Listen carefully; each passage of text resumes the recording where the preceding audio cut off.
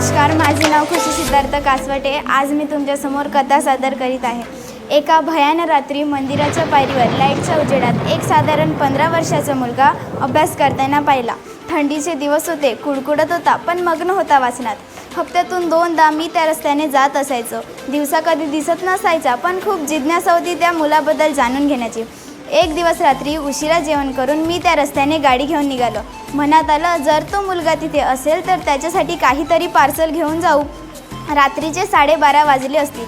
मी त्या मंदिराकडे आलो। पाहतो तर तो मुलगा नेहमीप्रमाणे मंदिराच्या पायरीवर बसून अभ्यास करताना दिसला। गाडी थांबवली, त्याच्या जवळ गेलो। मला बघून तो गालातल्या गालात हसला, जणू माझी आणि त्याची जुनी ओळख असावी। मी म्हणालो, बाळ, तू इथे बसून रोज अभ्यास का करतोस? सर, माझ्या घरी लाईट नाही, माझी आई आजारी असते। दिव्यात रॉकेल घालून अभ्यास करायला माझी ऐपत नाही। बाळ, तू मला बघून गोड का हसलास? सर, तुम्ही देव आहात का? नाही रे सर, तुम्ही माझ्यासाठी देवच आहात। ते जाऊ दे, तू जेवलास का? मी तुझ्यासाठी खाऊचं पार्सल आणलंय। सर, म्हणूनच मी हसलो। मला माहीत होतं तो कोणत्याही रूपात येईन, पण मला भुकेलेला ठेवणार नाही। मी जेव्हा भुकेलेला असतो तो काही ना काही देतो, कधी नवसाचे पेढे तर कधी फळं।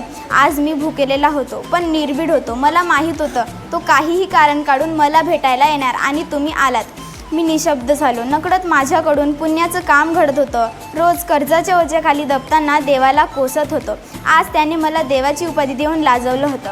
त्याने तो अर्धवट खाऊ खाल्ला आणि म्हणाला, सर, तुम्ही इथेच थांबा, मी अर्ध माझ्या आईला देऊन होतं। माझे डोळे तरडले। त्याला काही विचारण्या अगोदरच त्याने सारं काही कृतीतून सांगितलं होतं। तो 5 मिनिटांनी परत आला। त्याच्या ओंजळीत परिजातकाची फुलं होती। सर, माझी आई म्हणते, ज्या परमेश्वराने आपल्या पोटाची खळगी भरली त्याच्या चरणी ओंजळभर फुलं तरी वाहावीत। क्षणभर डोळे बंद केले की त्या बंद दारातल्या पाषाणाकडे पाहिलं तर तेही त्या मुलाच्या गोड हसण्यासारखं वाटलं। नंतर कोरोनाच्या भीतीने लॉकडाऊन झालं। शाळा कॉलेज बंद झाल्या। देवळं ओस पडली। देवळानं कुलूप ठोकलं आणि रस्त्यावर शुकशुकाट झाला। असाच एक दिवस त्या मुलाची आठवण झाली आणि मुद्दाम त्या देवळाकडे डोकावलं तर वरील लाईट आणि तो मुलगा कुठेही दिसला नाही। वाईट वाटलं मला। ह्या महामारीत कुठे गेला असेल हा मुलगा? काय खात असेल? कसं जगत असेल? नाना प्रश्न वासून उभे राहिले। कोरोनाच्या महामारीत असंख्य लोकांचे प्राण गेले। असंच आमचा एक मित्र पॉझिटिव्ह होऊन दगावला। मी त्याच्या अंत्यसत्काराला स्मशानात गेलो होतो। अंत्यसत्कार झाले। सगळे घरी निघू लागले। निघताना हातपाय धुवावे म्हणून जवळच्या शंकराच्या मंदिराजवळील नळावर गेलो।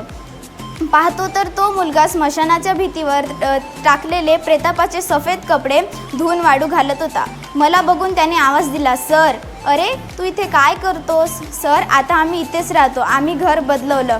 भाडं भरायला पैसे नव्हते। त्यातच कोरोनानेही लॉकडाऊन लागलं आणि ते शिवमंदिर बंद झालं आणि वरील लाईटही बंद झाली। हे शिवमंदिर कधी बंद होत नाही। आई मला घेऊन इथे आली। आई म्हणायची,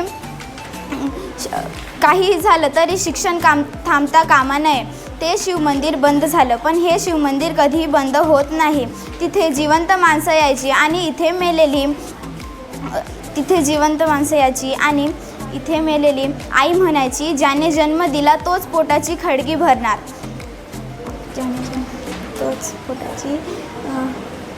ज्याने जन्म दिला तोच। बाळ, मग तुझी आई कुठे आहे? सर, ती कोरोनाच्या आजारात गेली। 3 दिवस ताप, खोकला, नंतर दम अडकला। मी कुठेही गेलो नाही। इथं पडलेल्या अर्ध तुटक्या जळलेल्या लाकडांनी तिला अग्नी दिली।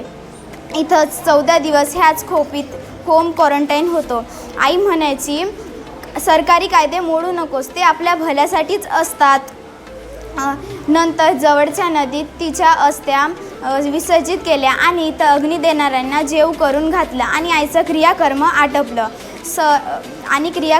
फक्त दुःख एवढंच की मी पास झालेलो बघायला आई ह्या जगात नाही। ती जिथे कुठे ज्या जगात असेल तिथे खूप खुश असेल हे माझं यश बघून। कालच माझा रिझल्ट लागला आणि मी शाळेतून पहिला आलोय। आता तर खरी अडचण उभी राहिली। माझ्याकडे ऑनलाईन अभ्यास करायला मोबाईलसुद्धा नाही। सर, तुम्ही का वाईट वाटून घेता? मी पास झाल्याचा तुम्हाला आनंद नाही का झाला? तो मुलगा काही बोलण्या अगोदरच मी माझ्या खिशातला माझा नवा मोबाईल काढला आणि त्याच्या हातावर टेकवून त्याची पाठ थोपटवून निमूटपणे बाय करून निघालो. आता दर महिन्याला मी त्याच्या मोबाईलचा रिचार्ज करतो न सांगता. मी त्या मुलाच्या डोळ्यात देव पाहिला, देव पाहिला, देव पाहिला. तात्पर्य श्रद्धा, जिद्द,